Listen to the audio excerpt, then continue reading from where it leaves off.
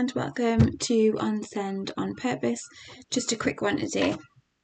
Just an overview of the current phases for support that you might want to consider in your spaces.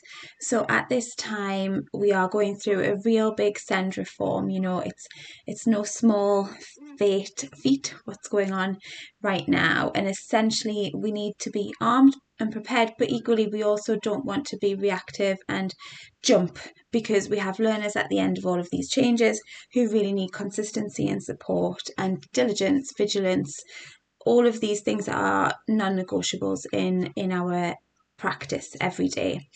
So essentially the white paper suggests that we would have a situation where there's professionals at hand. So we're just going to talk briefly about the different 4 tiers of support that have been identified and how that can affect you as a practitioner on the ground. So the first level of support is an already available provision. So it's where reasonable adjustments are just ingrained inside of everything we do.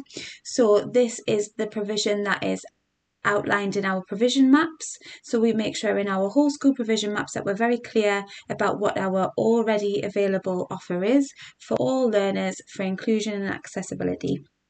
So we make sure we are in line with the Equality Act, the SEN Code of Practice, and that we've made reasonable adjustments, things like sensory informed rooms, outdoor spaces, access to toilets, lifts, careful lighting on stairs for visual impairment, all of those already available things that are a universal piece across the environment.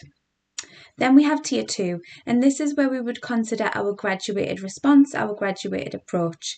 And this is the assess, plan, do, review. So this is where we have a learner who needs a certain adjustment to be able to access what everybody else is accessing without that adjustment. So that might look like we might use a reading pen, we might use speech to text software, we might have a social, emotional, mental health need where we bring in a little bit of intervention with the SENCO and we do some social story work on site. Ultimately, this is something that is adapted to manage and support the progress of that young person and or learner. Could be an adult. I always say young person. It's just because of the industry I work in. But equally, without this, they aren't managing.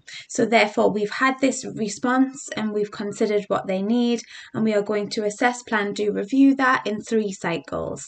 Each cycle should last around 6 to 12 weeks maximum, and it needs to be regularly reviewed. If you want help on that assess, plan, do, review, I'll put my email below. Please feel free to reach out. The next phase is where we're looking at those professionals at hand. So we really are thinking about who do we have around us: speech and language therapy, occupational therapy, health, CAMS, all of those services that can really, really support our learner, but we do need to outsource to bring them in. And we have a shortage of them, so there's a bit of a concern there for those SENCOs who are in industry who understand this and have seen this, that actually, you know, that would be great to have those professionals at hand, but where are they? Because they're already in a shortage. So hopeful that these professionals at hand are in training right now and will be available as soon as 2030, when all of this should take form. In the interim, there are other services that you can reach out to, and that's your wave 4, where we go into those multidisciplinary teams. And this might be that we're escalating to social care, this might be MASH referrals, this might be early help. It's all of those services that we really need to reach out to. It might be FCAMS, all of these services that we need to bring in to support our learner, because their level of need is significantly higher than the universal offer. It's gone past that graduated approach level where we could manage that in school and assess, plan, do, review it. It has not been able to be met by ed psychs or professionals at hand. It had to go a little bit higher. Usually it's around adversity, significant health, or social circumstances that you would reach to those levels of support. Thank you very much. There'll be more videos on this to access if you want them. If not, drop me an email and I'd love to catch up with you.